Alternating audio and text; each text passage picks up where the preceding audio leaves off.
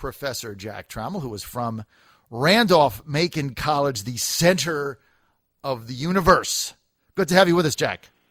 Good morning. How are you? Doing fantastic. Okay. Let's go to your opponent for a second. We're going to start with that, Dave Brat and debates. Now, during the campaign against Eric Cantor that our radio station and my show followed intensely, well, Dave Brat and his campaign was continually asking for debates with Eric Cantor, and, of course, Eric Cantor blew him off like a cheap suit in the rain. Didn't happen. Now, you guys are asking for debates, and Dave Brat's blowing you guys off like a cheap suit. Is that duplicitous? I think it is, but I also understand the expediency. I know Dave. I've known him for 15 years at Randolph-Macon, and he has never, ever been one to turn away an argument or a debate. That is just not in him. So that leaves your possible explanations that, his team has decided it's not in their best interest for him to be out there. He's also made some statements about the media bias that he feels is part of the debate process.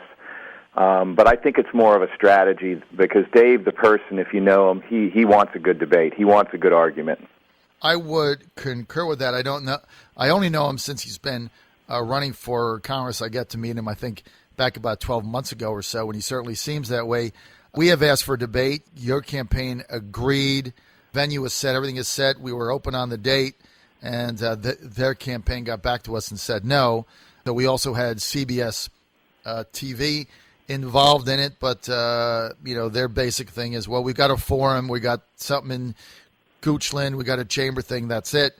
I don't think that's fair to the voters of the 7th District. I think you ought to be able to debate the issues and stand up there regardless of the situation, regardless of who's in it, articulate what your vision is, and let the chips fall where they may, right? I agree completely. I could illustrate this with an anecdote. I was reading about the controversial Bank of the United States back in, our founding days. And James Madison, as a congressman in 1791, was adamantly against it. And then a few years later, as president, he was mysteriously silent about the whole thing. And so, to me, you might say, well, that looks like flip-flopping, and we accuse candidates and politicians of that all the time. But what debates try to do is they try to engage your opinions in the hypotheticals of the future, and they try to compress that time so that you can have a chance to game out what the possibilities are. And so I don't think it's just enough to know what each candidate thinks or what their policy is. I think debates are special because they help you game out those scenarios. You can't, of course, look into a crystal ball, but that's one way you can see what the possibilities are. Well, that's true, and I wish you would have it. Hopefully the Brat campaign will reconsider our joint request for debate, which is WNTW AM 820 radio station in Richmond, the John Fredericks Show, and CBS TV News 6 with political correspondent Joe St. George. Hopefully we can get that reversed, and we'll have one. And we appreciate the Jack Trammell campaign accepting immediately. Thanks for that. Well, I'll just add briefly that I think it's candidates' obligations to do these kinds of things. I've been invited by the Tea Party to come out and speak, and I'm doing that because we need to have a good airing of the ideas, and that's not always easy. You have to disagree sometimes. You have to hear things that are difficult to hear, and you have to respond to that, and part of that pressure of being able to do that is why we're electing someone. All right, Jack, let's get to the landmark decision or non-decision yesterday by the Supreme Court, basically tossing out any attempt to look at any of these appeals, one being Virginia. Now there's gay marriage in Virginia, licensure being issued. What say you? Well, I think that the Supreme Court is being pragmatic here, and they're recognizing the direction that we're heading. The number of states keeps going up that's recognizing marriage in that sense, and I think that they're just very much in step with the times. I don't think this was a particularly surprising decision from my vantage point, or non-decision, as you said. Are you in favor of gay marriage in Virginia? I am. I think you should be who you want to be with, and that the government shouldn't be involved in that decision. Okay, fair enough. At least you took a position on it, unlike the Republican candidate for U.S. Senate, Ed Gillespie, which has not taken a position on it. Just thought I'd toss that in there. Jack, I want to get to the Ebola virus. President making a statement yesterday saying it was under control. What really perplexes us is we don't really know how this is carried. We think we do, but at the end of the day, the story is changing slightly by the hour. Why not just go to the State Department, Jack, and simply ban any non-U.S. citizen, any national from coming into the United States from any of these afflicted countries? Why wouldn't you simply suspend visas for a 6 or 9 month period until we figure this out? Well, I think that's one of the moving pieces. I think that certainly should be in the conversation, but I think there are less drastic measures that should be part of the conversation, too. I heard this morning that they're not ready to look at airport screenings yet, and why not? I mean, we may get to that point very soon. I mean, this is something you can't let get out of control. So why wait? I don't understand, and I think we should be more aggressive in the way that we are doing our preventive medicine, if you will. So what you're saying, if you were in Congress now, would you be in favor of suspending visas for non-U.S. citizens or not? No, because I think that's a more drastic step. I think there are interim steps we should be taking, like screenings that we haven't taken yet. Why not just say they're not allowed to come in? Because what's the downside? The downside is the disruption to commerce and the overall sense of panic that you might create. I think there are many more interim steps that we should take, and I'm not sure I understand why we haven't been more aggressive. Okay, fair enough, Jack. Let's go to the ISIS situation. As we predicted from the first day, this bombing campaign, in our view, Jack, was a political solution and not a long-term military answer. Now we're seeing that ISIS is advancing towards Baghdad.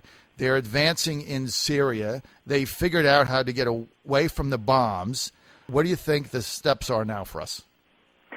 Well, I think what we can't do is say leave it to the nations in the region. It's their mess to clean up. We've clearly gotten involved. We clearly have a national security stake, and as I told you before, I'm very hesitant for ground troops to get involved, but I also understand that if our smaller measures do not have effect, we need to be ready to act.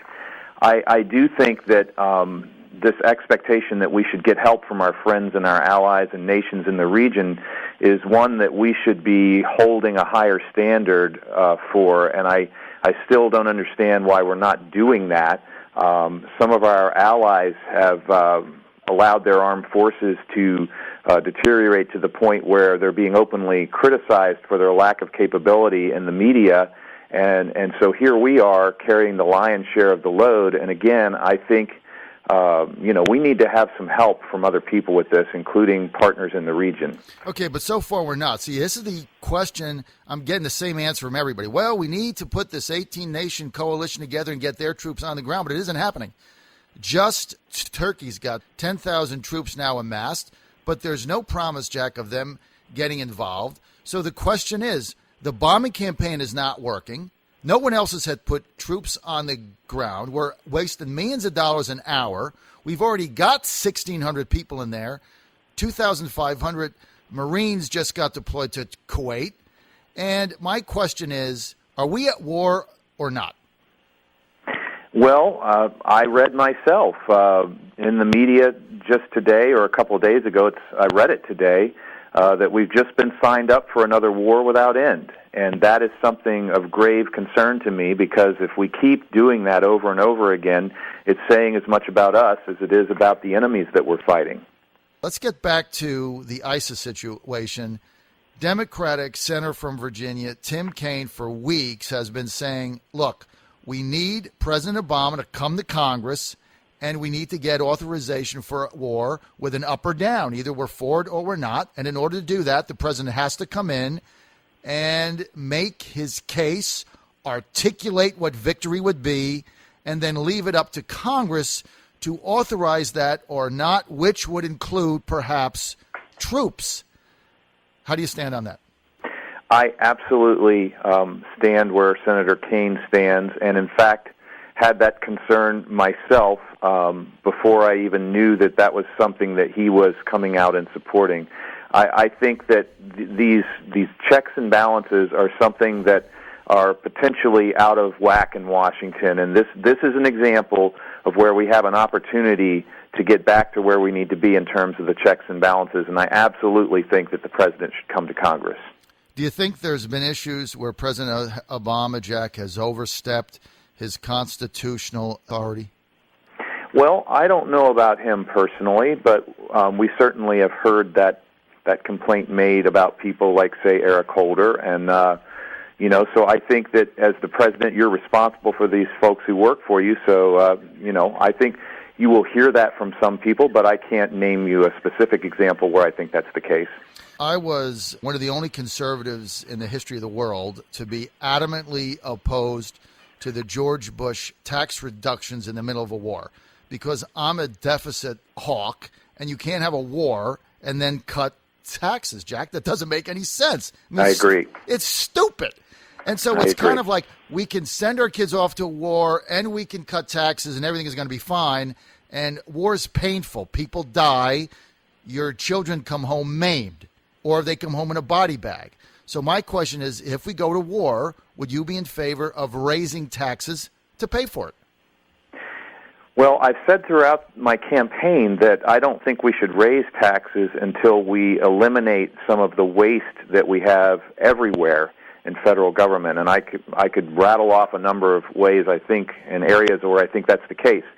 But I think this is a valid point, because if we look at our deficit spending and our national debt, and we consider the impact of a first war in Iraq, a second war in Iraq, and now a third war potentially in Iraq, that devastated our budget in terms of what we've spent. And so, if I've suggested to people hypothetically, maybe we should just budget for a war every 5 years, that sounds silly. That doesn't sound like something that we should do. But on the other hand, if we don't and we end up in a war every 5 or 10 years, we're going to continue this deficit spending, and we're going to continue having these arguments. And so something's got to change.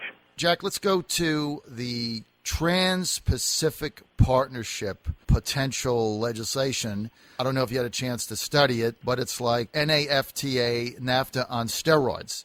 Two questions. Where were you on NAFTA? Do you think it's worked? And have you taken a position on the Trans-Pacific Partnership Treaty? I haven't taken a position on that yet. In terms of NAFTA, I had real concerns about how it was going to impact jobs here in the States. I'm sort of old-fashioned on this. Henry Clay's American system was always about infrastructure and developing industry at home. And even though we live in a global economy, I really think it's important for our national defense and for our economy that we keep a lot of industry organic to here, and so that we have control over that aspect of our economy and our prosperity. And so I would have to look at it again, and NAFTA's had some unintended consequences, some of them good, some of them arguably not so good, but definitely would want to study it closely for how it would impact this so-called American system.